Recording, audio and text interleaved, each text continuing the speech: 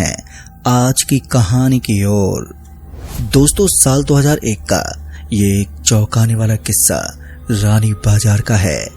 यहाँ राम प्रकाश रहता था जिसकी बेटी को 5 साल की उम्र में कैंसर हो गया था। कई डॉक्टरों को दिखाने और इलाज कराने पर भी उसमें किसी तरह का सुधार नजर नहीं आया और एक दिन उस मनहूस रात ने राम प्रकाश की बेटी को मौत के दरवाजे तक छोड़ा। तो चलिए जानते राम प्रकाश जी की कहानी उन्हीं के अंदाज में। मेरी बेटी की मौत के बाद घर में सब कुछ जैसे बिखर सा गया था। इससे पहले मैं अपने पापा ताऊ और अंकल को खो चुका था, लेकिन पिछले कुछ दिनों में मेरी जिंदगी काफी दर्दनाक चल रही थी।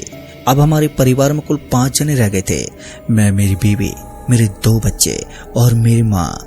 ऐसे में मैं अब कोई खतरा मोल नहीं लेना चाहता था, इसलिए मैंने फैसला किया कि मैं अपने घर की सुरक्षा के लिए किसी भी हद तक जाऊंगा। और उसके बाद जब मैंने गांव वालों से बात की तो उन्होंने मुझे बिधोड़ी गांव के एक साधु बाबा के बारे में बताया। कुछ लोगों का कहना था कि वो साधु के भेष में एक तांत्रिक हैं, तो कुछ लोग उसे तांत्रिक ही बोलते थे। कुल मिलाकर लोग उसे तांत्रिक का ही दर्जा दिया करते थे। उन सभी का मानना था कि वो एक बहुत ही अच्छे इंसान हैं और वो मेरी हर हाल में मदद करेंगे। ऐसे में मैंने भी फैसला किया कि अब जो होगा वो देखा जाएगा, मुझे उस आदमी से मदद लेनी ही होगी। इसलिए मैंने उस तांत्रिक के पास जाने के बारे में सोचा। अब हमारा घर इतनी मुसीबत से घिर चुका था तो ऐसे में उसके पास जाना ही बेहतर था। फिर मैंने अपनी बीवी से भी इस चीज की परमिशन ली और उसके बाद घर से नारियल लेकर उस तांत्रिक के यहाँ के लिए निकल गया। वैसे तो हमारे गांव के आसपास के इलाकों में और भी बहुत सारे पुजारी हुआ करते थे, लेकिन लोगों का कहना था कि उसकी तो बात ही अलग है। भले ही और साधु लोग पाखंड करते हों, लेकिन उसका किया हुआ इलाज कभी भी बेकार नहीं जाता। हालांकि उसके नुस्खे में बहुत हद तक खतरे भी भरे हुए होते हैं, लेकिन खतरों से खेलने के बाद वो इंसान की जिंदगी को पूरी तरह से बदल देता है। अब यही बात मुझे उस आदमी की ओर घसीट रही थी। फिर क्या था, मैंने अभी गांव के एक आदमी के बताए अनुसार एक नारियल और अगरबत्ती लेकर उस तांत्रिक के यहाँ जाने का फैसला किया। शनिवार को ही उसके यहाँ पर जाया जाता था, इसलिए मैं शनिवार की शाम 7 बजे अपने एक खास दोस्त के साथ उस तांत्रिक की झोपड़ी की तरफ चल पड़ा। मैंने सुना था कि वो तांत्रिक दिन के बजाय रात में ही अपना काम करता है। रात में जहां लोग आराम करते हैं तो वहीं वो अपने हवन और मंत्रों से भूत पिशाचों को आमंत्रित करता है, तो वहीं दिन में वो चैन की नींद सोता है। अब ये सब सुनने में बड़ा अजीब था, साथ ही मुझे थोड़ी बहुत घबराहट भी हो रही थी, क्योंकि आज से पहले मैं कभी भी इस तरह की जगह पर नहीं गया था जहां पर भूत प्रेत के सिलसिले के बारे में बातचीत चलती हो। खैर, मैं अपने एक दोस्त के साथ उसी जगह पर पहुंच गया जहां पर वो आदमी अपने तंत्र मंत्र की विद्याओं से जाना जाता था। तभी मैंने देखा कि जहां पर उसकी वो झोपड़ी बनी हुई थी उसके आसपास में दूर दूर तक खाली जगह थी और थोड़ी दूर आगे एक शमशान घाट भी बना हुआ था। ये सब थोड़ा अजीब था, लेकिन एक तांत्रिक का निवास स्थान ऐसा ही होता है। फिर हम जैसे उस झोपड़ी के अंदर दाखिल हुए तो वहां का नजारा देखने के बाद मेरे हाथ पैर कांप उठे। दरअसल मैंने देखा कि मुझे कहीं पर इंसानी खोपड़ियां नजर आ रही थी, तो किसी और जगह पर अजीब अजीब दिखने वाले हाथों के टुकड़े पड़े हुए नजर आ रहे थे। अब ये सब मुझे अंदर से डरा रहा था, लेकिन किसी तरह मैं हिम्मत करके उस आदमी के सामने जाकर बैठ गया। उसका पूरा चेहरा पीले और लाल रंग से रंगा हुआ था। सामने जाते उस आदमी ने बोला, स्वागत है तुम लोगों का, बताओ कैसे आना हुआ यहाँ पर। उसकी ये बात सुनते मैं हैरान हो गया, क्योंकि उसने एक बार भी आंख खोलकर मुझे नहीं देखा था। अब ये सुनते मेरे दोस्त ने सारी बातें उस आदमी के सामने खोलकर बोलना शुरू कर दिया। शायद मेरा दोस्त पहले भी यहाँ पर आ चुका था, इसलिए वो यहाँ की एक एक चीज से अच्छी तरह से वाकिफ था। फिर उसके बाद मेरे दोस्त ने उस तांत्रिक बाबा को सारी बातों के बारे में विस्तार से बताना शुरू कर दिया। फिर उसके बाद उस तांत्रिक ने मेरे द्वारा लाया गया वो नारियल अपने हाथों में उठाया और उसे देखते हुए बोला, लगता है तुम्हारे घर में अभी भी किसी की मौत कैंसर से हुई थी। ये सुनते मेरे हाथ पैर कांप उठे।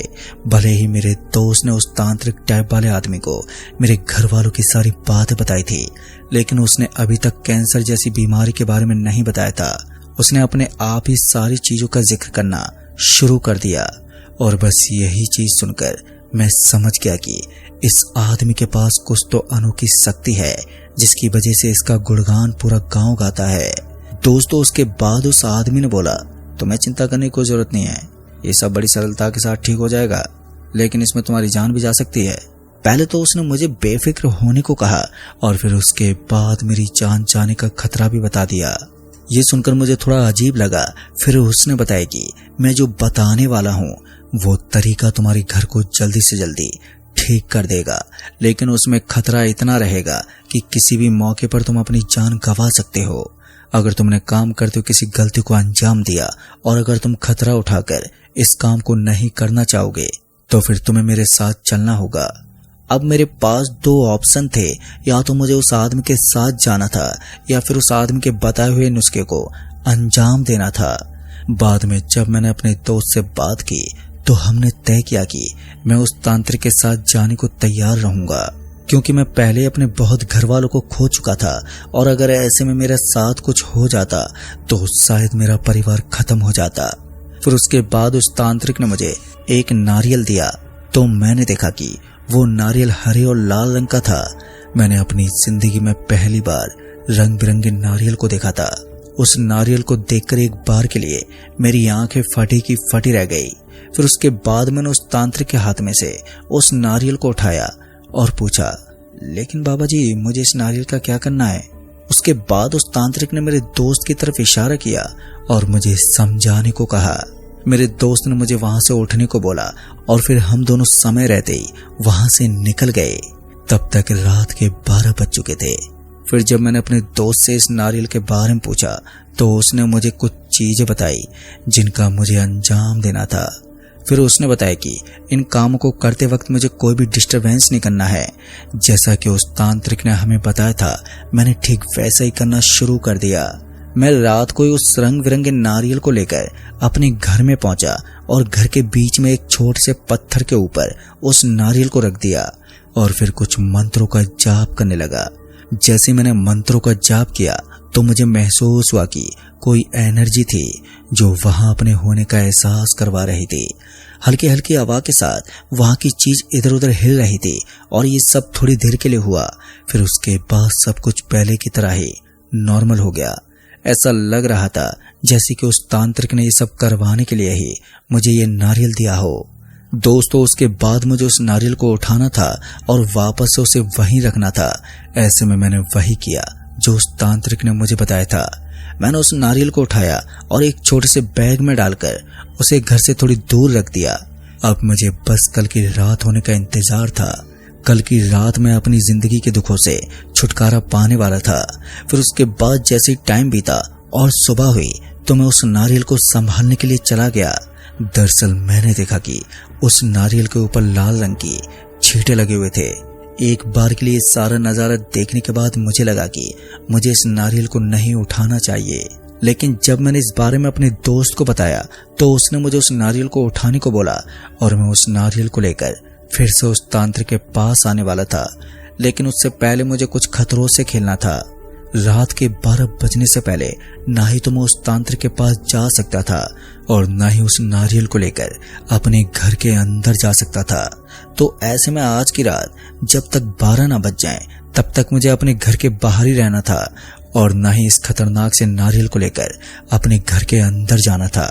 ऐसे में अब मुझे इंतजार था तो बस थोड़ी ही देर बिताने का। भूख प्यास के मारे मेरा गला सूख रहा था, लेकिन इसके बावजूद भी मैं कड़ी धूप में उस नारियल को पकड़कर कभी इधर घूमता तो कभी छांव में जाकर बैठ जाता, क्योंकि उस नारियल के साथ कुछ शर्तें थी जिनका पालन करना जरूरी था। फिर उसके बाद जैसे शाम का वक्त हुआ तब कहीं जाकर मेरी सांस में सांस आई। थोड़ा बहुत पानी वगैरह पीने के बाद मैंने अपने दोस्त को अपने साथ लिया और अब हम दोनों उस तरफ चल पड़े जहां हमारी मंजिल थी, यानी कि उस तांत्रिक की झोंपड़ी की ओर। रात की अंधेरी रात ने रोशनी को पूरी तरह से चकनाचूर कर दिया था। किसी तरह से मैं अपने दोस्त के साथ आज जब मैं उस झोंपड़ी के पास पहुंचा तो माहौल थोड़ा अलग था। आज मैं घबराया हुआ था और मेरे दोस्त के अंदर भी बेचैनी बनी हुई थी। हम दोनों जैसे उस झोंपड़ी के सामने पहुंचे तो हमने देखा कि हमें अपने सामने की ओर वही तांत्रिक बाबा बैठे हुए नजर आ रहे थे। आज उन्होंने हवन की तैयारी पहले से ही कर रखी थी। जैसे हम उनके पास पहुंचे तो उन्होंने हमें सामने बैठने का इशारा किया और उसके बाद हमारा कार्यक्रम आरंभ हो गया। डर के मारे मेरे पसीने भी छूट रहे थे, लेकिन आज जिस तरह से उस तांत्रिक ने मुझे कहा था ठीक मुझे वैसा ही करना था। ऐसे में मैं उस तांत्रिक की हर बात मानने को रेडी था और थोड़ी देर के बाद हवन शुरू हुआ। अब तक रात के 12 भी बज चुके थे और आसमान में छाए हुए काले बादलों ने चांद के साथ साथ तारों को भी ढक रखा था। ऐसे में रोशनी का कोई नामो निशान तक नहीं था। बाबा की झोपड़ी के आजू बाजू में इक्की दुक्की आग की मसाल जल रही थी। उन्हीं की रोशनी की वजह से वहां थोड़ा उजाला था, वरना उस अंधेरे में मुझे कुछ भी नजर नहीं आता। थोड़ी देर के बाद मैंने अपने दोस्त से कहा, भाई अब हमें क्या करना है? तभी उस तांत्रिक ने मुझे सामने की तरफ इशारा करते हुए बताया कि तुम्हें उस दरवाजे के अंदर जाना है।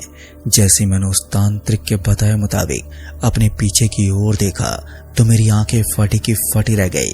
दरअसल मैंने देखा कि वहां एक दरवाजा बना हुआ था जिसके अंदर धुआं फैला हुआ था।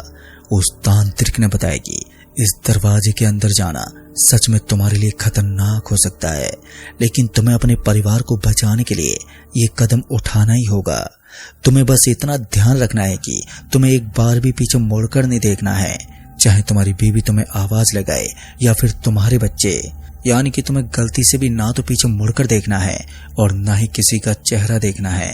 बस अपने रास्ते पर ध्यान देना है और जो सामान मैं तुम्हें देता हूँ वो उस दरवाजे के अंदर रख कर आना है। दोस्तों, उस तांत्रिक की बात सुनकर मैंने गर्दन हिलाई और फिर उस थाली को लेकर उस दरवाजे की तरफ चल पड़ा, जो मुझे बड़ा ही भयानक लग रहा था। किसी तरह हिम्मत को अंजाम देकर मैं उस दरवाजे के अंदर दाखिल हुआ और जैसे मैं उस दरवाजे के अंदर पहुंचा तो मुझे महसूस हुआ कि वहां का तापमान थोड़ा अजीब था, वहां की चीजें असामान्य थी। और धीरे धीरे मैं उस दरवाजे के अंदर पहुंचा और उसके बाद मैंने उस तांत्रिक बाबा के बताए मुताबिक थाली को वहीं रख दिया जहां पर मुझे रखना था। इसी बीच मेरा पैर फिसला और मैं नीचे गिर पड़ा और गलती से मेरी नजर वहां की अजीब अजीब चीजों पर पड़ गई।